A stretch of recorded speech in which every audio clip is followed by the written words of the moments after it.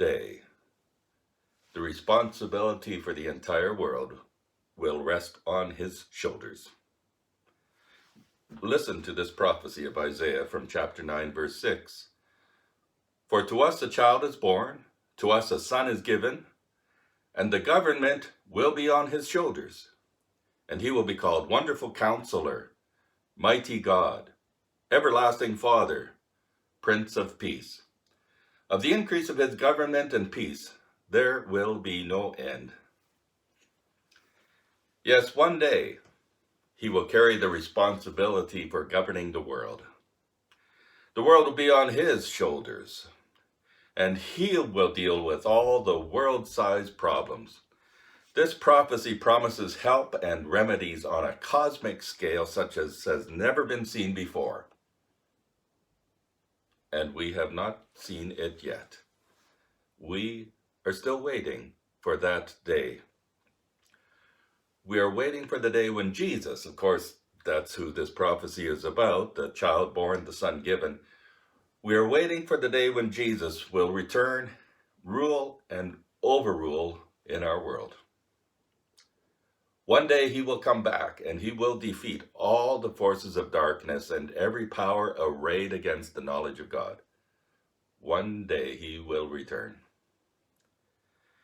In that day, there will no longer be any excuse, but everyone will acknowledge Jesus as Lord and Master to the glory of God the Father. Every knee will bend and every head bow before Jesus. He is coming. One day, but today is not yet that day.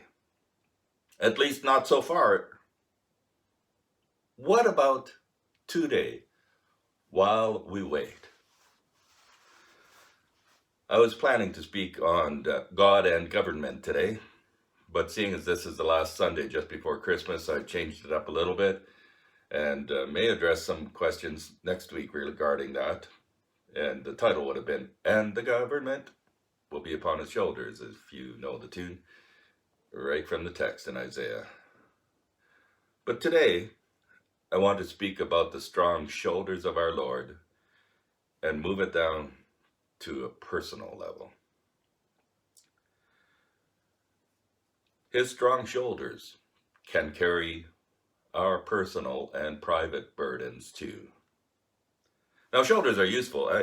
I used to take pride in my strength and how hard I could work and how much I could sling on a construction site, and I would compete as all young men would in that environment. Well, not all. Some were a little lazy than others, but anyways, I loved to compete. The summer I turned 14, however, I found me as the oldest son at home, and we tried to make a go of what ended up being subsistence farming in northern Alberta. No electricity, no natural gas, no telephone, no television. We had a quarter of bush with 3 cleared acres by our house, which was a 2-bedroom chipboard cabin. And we had 10 acres in the back corner of the 160 where we grew oats that year. And we had a well with a hand pump.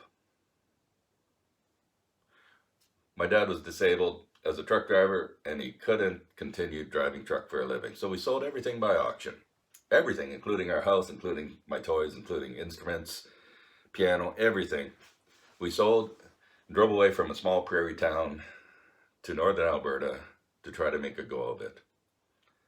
Everything we owned was hauled in the back of a small 1-ton truck we borrowed from my uncle. My dad thought we could possibly survive out there together as a family, and so with our last dollars, he bought 2 milk cows and 12 bred sows. Now, if these sows came in and they all had good litters, we could get something perhaps going as a bit of a hog farm, some pigs to sell. But the long and short of the story is, we only lasted 3 months out there in that property. Everything went against us. Only one of the sows had a sizable litter. The others, most of them had false pregnancies. But it didn't matter. You know why? Because the bottom fell out of the hog market that summer, and hogs weren't worth anything anyways. Like I said, everything went wrong that could go wrong that summer. I think I shared a bit of this story with you during the summer series about my own faith journey. Nevertheless, for me, age 14, that was my favorite summer growing up in all of my years. I loved being out there in the bush. I loved being out there with the adventure of it all. I didn't carry the responsibility for it on my shoulders. I did have to carry stuff though. We had to haul water for those pigs, and the well was maybe 100 yards away from where we had built a pig pen and a small lean-to barn, and had to haul water, 2 5-gallon buckets at a time. I discovered then it's much easier to haul 2 pails than just one. It balances the load. And so all that summer I hauled water for the hogs. 100 pounds of water every time. Back and forth, back and forth.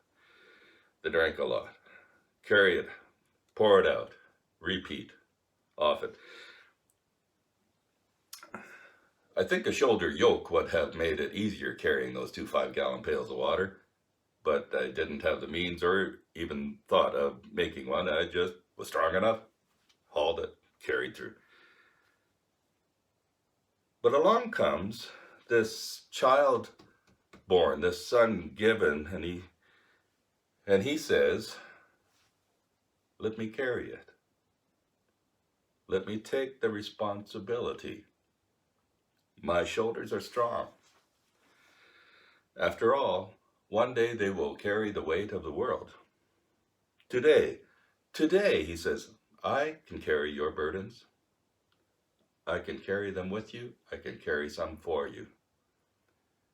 Some of us feel like we have been carrying the weight of the world on our own shoulders.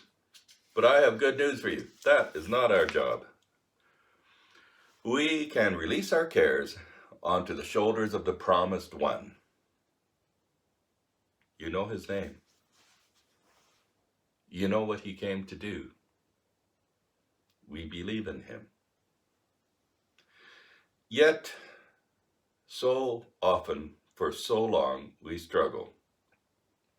For some of us, our fears control us. For some, it's our obsessions, our powerful urges.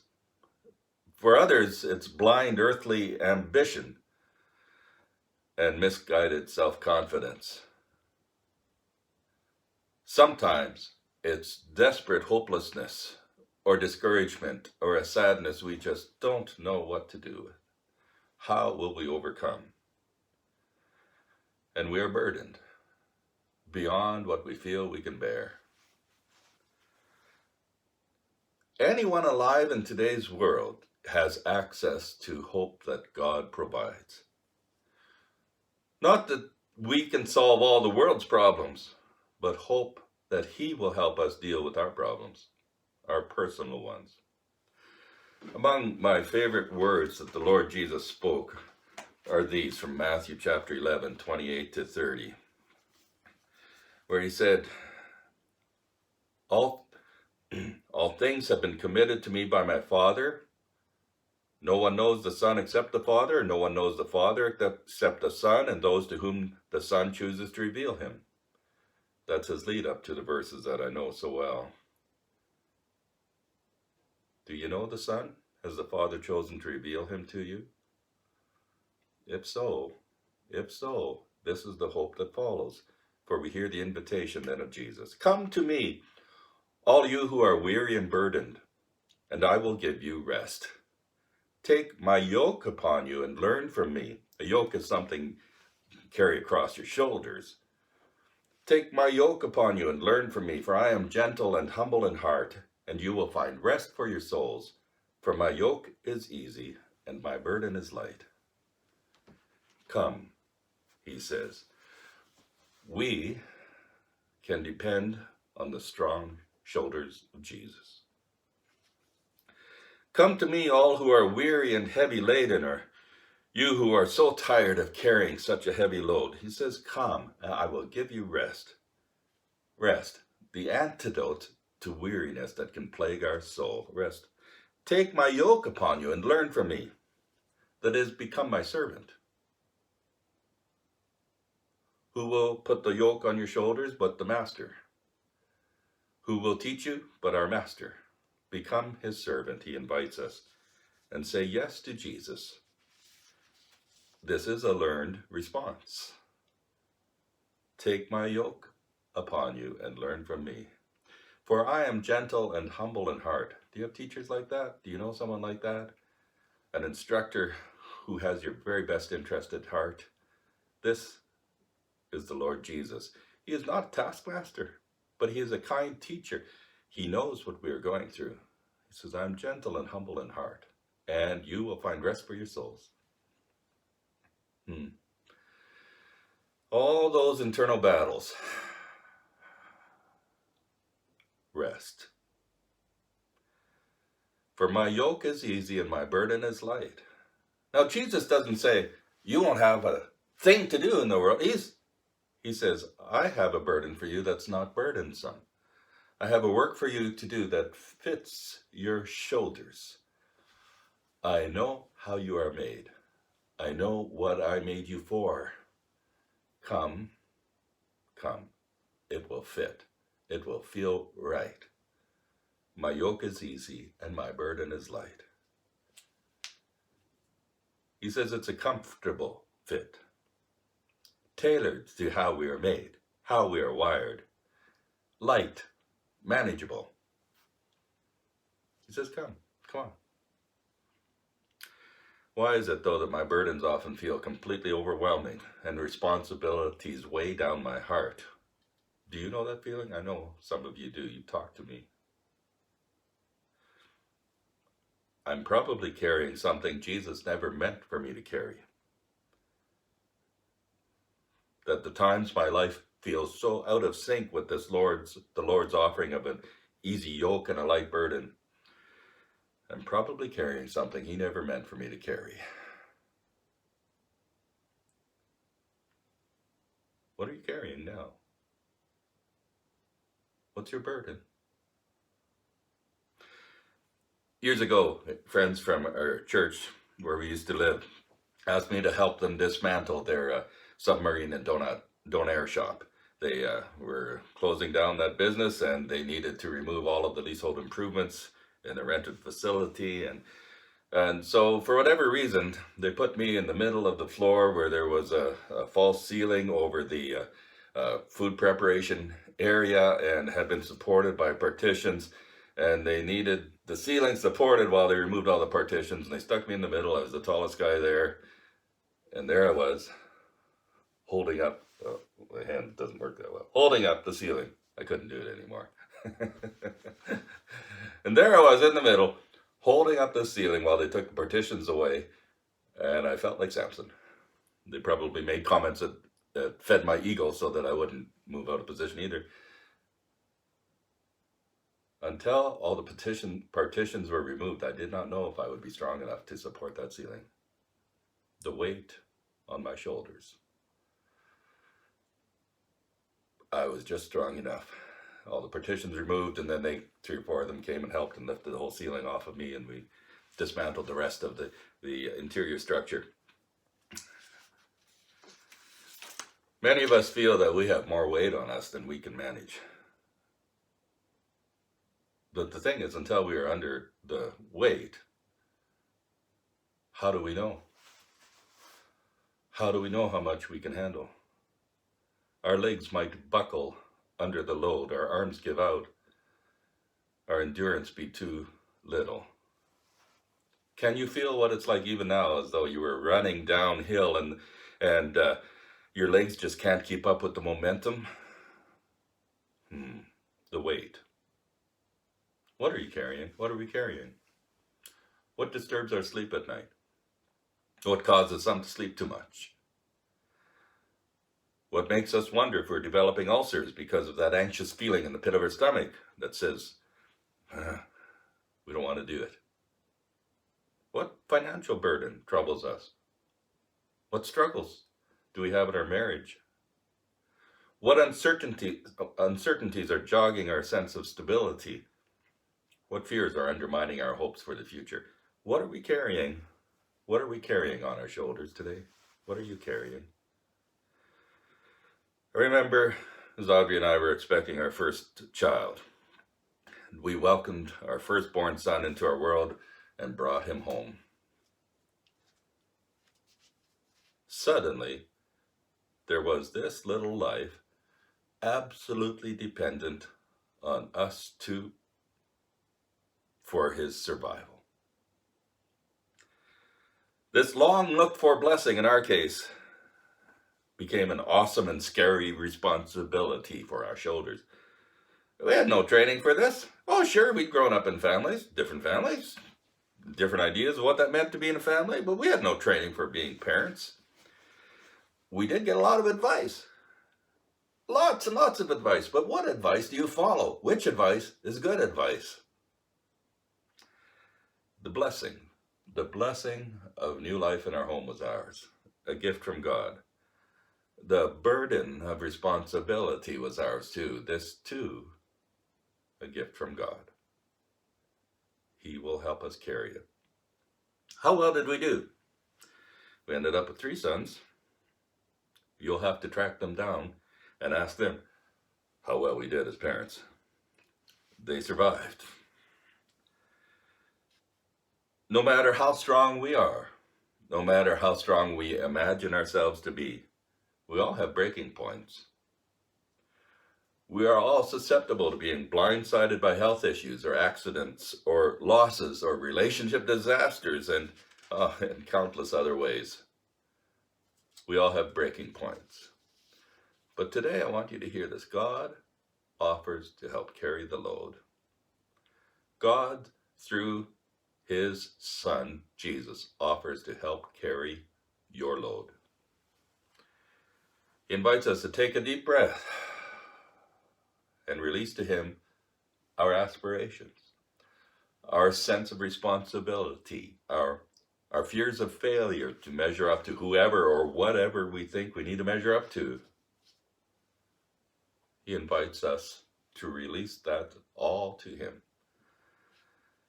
And Jesus invites us to come to him, lay our burden down, and take his yoke on us. Take the work that he has tailored and customized just for us.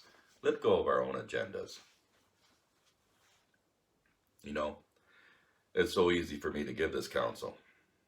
And as with most of my messages, if not all, so hard to follow it. I know the difficulty that many have with believing we can do this or believing that Jesus really will make things different. He may not change our circumstances. He can, but he may not. He often wants mostly to change us in our circumstances, and he may use the circumstances to force us to reevaluate. He will help us bear up. He wants us to live. He wants us to really live, to live with hope just where we are in our present circumstances. Now, perhaps you've been following these video messages of mine, and you're hearing themes today that you have caught in earlier messages and that I've recorded throughout the year. And I just want to say to you, oh, good. Good. Maybe you and I will actually catch on and something will stick a little better this time about releasing to God all of our cares. Peter wrote about this as well. 1 Peter chapter 5, verse 6. Humble yourselves, therefore, under God's mighty hand, that he may lift you up in due time. Cast all your anxiety on him, because he cares for you. 1 Peter 5, 6 and 7. The one sure way to miss out on what God offers is to remain entrenched in our own pride and self-sufficiency. Actually, in the sentences just before that in the letter, 1 Peter, you see exactly that issue, pride and self-sufficiency. And he says, that means we miss out on the care of God. If we insist on having it our own way, God takes his hands off and says, okay. Okay, go ahead. Go ahead. Now, sometimes I've wanted to do something or buy something, and I check with my wife, and she says, go ahead. I've learned by going ahead in certain times that what she really meant was, no, don't go ahead. Don't do that. That she didn't really want me to buy that particular truck. And I shouldn't have done it. But she said, go ahead. So I went ahead. Now, I've learned some things. Learned that she doesn't always mean go ahead when she said go ahead. And she has learned not to say go ahead unless she means it. When God says go ahead and do it your way, I should probably think of his voice as the voice of my wife and not go ahead. You see, so many things we ask and want, we know beforehand if it's a good idea or not. And so often we are just insistent on getting what we want. I know God's voice is not as clear as my wife's voice to me.